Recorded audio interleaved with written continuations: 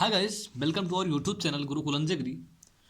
तो दोस्तों, आज का जो हमारा टॉपिक है वो है इलेक्ट्रोस्टैटिक्स का कूलॉम्स लॉ, जो कि शायद आप लोग जानते होंगे। अगर आप क्लास ट्वेल्थ में होंगे तो शायद आप लोग इसको पढ़ चुके हों। अगर आप क्लास ट्वेल्थ में होंगे तो ये आपके लिए नई चीज़ है, लेकिन अगर आप बीएससी सेकेंड ईयर में हैं तो इसको आप जो है क्लास ट्वेल्थ में ऑलरेडी पढ़ चुके होंगे। तो चलिए हम बात करते हैं कि आखिर कूलॉम्स लॉ होता क्या है। और आपकी जानकारी के लिए हम आपको बता दें कि बीएससी सेकेंड ईयर का जो फिजिक्स है, इलेक्ट्रोस्टैटिक्स यानी कि इलेक्ट्रोमैग्नेटिक्स जो चैप्टर है, ये पूरा आपका क्रैश कोर्स चलेगा, जिसका कि आपको सारी वीडियोस का प्लेलिस्ट का लिंक आपको इस वीडियो के डिस्क्रिप्शन में मिल जाएगा। आप वहाँ से जाकर सारी वीडियोस देख सकते हो। फिलहाल ये इलेक्ट्रोस्टैटिक्स है, जिसमें हम बात करने वाले हैं आज कूलॉम्स लॉ के बारे में।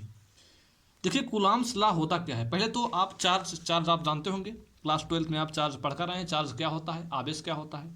तो जो चार्ज होते हैं, जो उनके बीच जो बल काम करता है, उनके बीच जो फोर्स काम करता है, उसी को डिफाइन करने के लिए कूलॉम ने अपना नियम दिया था। अब वो नियम क्या है, आप ध्यान से पढ़ेंगे। According to Coulomb's law, the force of attraction और रिपल्सन, यहाँ पर दो चीज़ें लिखी हुई हैं, अट्रैक्शन और रिपल्सन। अट्रैक्शन का मतलब आकर्षण बल जो लगता है, क्योंकि आपको पता होगा कि जो चार्ज होते हैं उनके बीच आकर्षण और प्रतिकर्षण दोनों का बल लगता है। ठीक है। तो द फोर्स ऑफ अट्रैक्शन और repulsion between two electric point charges, between two electric point charge. Point charge का मतलब क्या होता है कि दो जो है तो अलग अलग पॉइंट पर दो कोई चार्ज रखे हैं Q1 Q2, उनके बीच जो फोर्स लगेगा, अट्रैक्शन या फिर रिपल्सन, वो कोई भी फोर्स हो सकता है। Eight fix distance, eight fix मतलब दोनों के बीच का जो डिस्टेंस है वो भी फिक्स्ड होना चाहिए, ऐसा नहीं बदलता हो। ठीक है। मान लेते हैं कि R है डिस्टेंस, इज, अब यहाँ पर दो नियम उन्होंने दिया है अपना। Directly proportional to the product of two point charges, मतलब directly proportional to the product of two point, मतलब इनके प्रोडक्ट के डायरेक्टली प्रोपोर्शनल है। और inversely proportional to the square of the distance between them, और इसके डिस्टेंस के square का इन्वर्सली प्रोपोर्शनल है। यानी कि फोर्स, यानी कि F इज डायरेक्टली, शायद आपको दिख नहीं रहा है, F is directly proportional, F is directly proportional to Q1 into Q2। And दूसरा नियम क्या है, F is directly proportional to 1/r²। ये है कूलॉम का नियम। अब भैया अगर हम इसको मिला देंगे तो क्या हो जाएगा, F is directly proportional to Q1 Q2 upon r² होगा कि नहीं, बिल्कुल होगा। इसके बाद हम जब ये प्रोपोर्शनलिटी का साइन हटाएंगे तो क्या हो जाएगा, F is equal to K Q1 Q2 upon r²। ठीक है। F is equal to K Q1 Q2 upon r²। यही होता है हमारा कूलॉम का नियम। अगर आपको किसी दो आवेशों के बीच का बल निकालना है, इन दो चार्जेस के बीच का फोर्स निकालना है कि उनके बीच जो कौन सा फोर्स काम करेगा, तो आप ये वाला फार्मूला लगा सकते हो, F is equal to K Q1 Q2 upon r²। अब यहाँ पर भैया K क्या है, तो K जो है वो है कांस्टेंट है। K क्या है, कांस्टेंट है। इसको कूलॉम्स कांस्टेंट भी बोला जाता है। ठीक है, क्योंकि ये कूलॉम का नियम है। तो K यहाँ पर कांस्टेंट होता है। और K की वैल्यू क्या होती है, देखिए K जो होता है, K इज इक्वल टू होता है 1/4πε। ठीक है, 1/4πε होती है K की वैल्यू। अब यहाँ पर जो एप्सिलॉन है वो है मीडियम की परमिटिविटी। जैसे अगर ये Q1 ये Q2 है, ये दोनों जो है किसी मीडियम में रखे होंगे। ये चार्ज हो सकता है कि वैक्यूम या फिर निर्वात में रखे हों, या हो सकता है एयर में रखे हों, हवा में रखे हों। तो ये जो है मीडियम का परमिटिविटी होती है एक तरीके से। ये मीडियम को दिखाती है कि मीडियम कैसा है। ठीक है।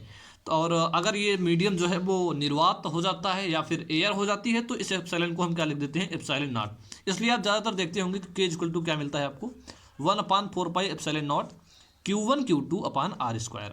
ये एप्सिलॉन नॉट इसलिए रखा गया है क्योंकि जो मीडियम होता है वो ज़्यादातर एयर लिया जाता है। ठीक है, क्वेश्चन में आपको एयर में ही दिया जाता है।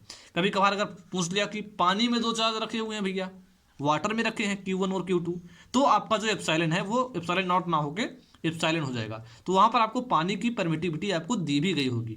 ठीक है। तो आई होप आपको ये चीज़ें समझ में आ गई होंगी। अब यहाँ पर नीचे एक नोट लिखा हुआ है। नोट क्या है, the direction of the force is always along a straight line joining the two point charges.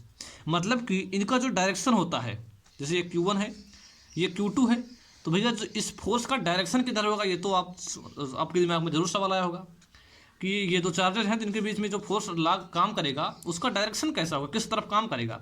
ये इसको धक्का देगा या फिर ये इसको धक्का देगा, या फिर ये एक दूसरे को किसको धक्का देंगे, किसको खींचेंगे कौन। तो भैया इसका फोर्स का जो डायरेक्शन होता है वो इसी लाइन के लॉन्ग होती है। इसी लाइन के अलोंग होती है। जैसे ये पॉजिटिव चार्ज है, ये नेगेटिव चार्ज है, तो ये दोनों एक दूसरे को अट्रैक्ट करेंगे। क्या करेंगे? ये इधर भागेगा, ये इधर भागेगा। अगर ये भी नेगेटिव है, ये भी नेगेटिव है, तो ये एक दूसरे को रिपल्स करेंगे। ठीक है, बात समझ में आई? अब कौन किसको धक्का देगा? अगर ये पॉइंट मान लो -4 कूलाम आवेश है, ये -3 कूलाम आवेश है, तो भैया ये इसको ज़्यादा तेज़ी से धक्का देगा क्योंकि ये ज़्यादा पावरफुल है। अगर ये +4 क्यू है, ये +5 क्यू है, तो ये इसको ज़्यादा तेज़ी से धक्का देगा। अगर ये +5 क्यू है, ये -4 क्यू है, तो ये इसको ज़्यादा तेज़ी से खींचेगा। ठीक है, तो ये आपको आई होप डायरेक्शन समझ में आ गया होगा। तो यही था कूलाम का नियम, हमने आपको बता दिया नियम क्या था और जो फोर्स काम करेगा उसका डायरेक्शन कैसा होगा। तो आई होप आपको आज ये वीडियो जो है पसंद जरूर आया होगा। वीडियो को लाइक जरूर करना। हम मिलते हैं आपको इसके नेक्स्ट लेक्चर में इलेक्ट्रिक फ्लक्स के साथ और गॉस के नियम के साथ। तो चलो फिर मिलते हैं किसी और वीडियो में किसी नए टॉपिक के साथ। तब तक के लिए जय हिंद, जय भारत।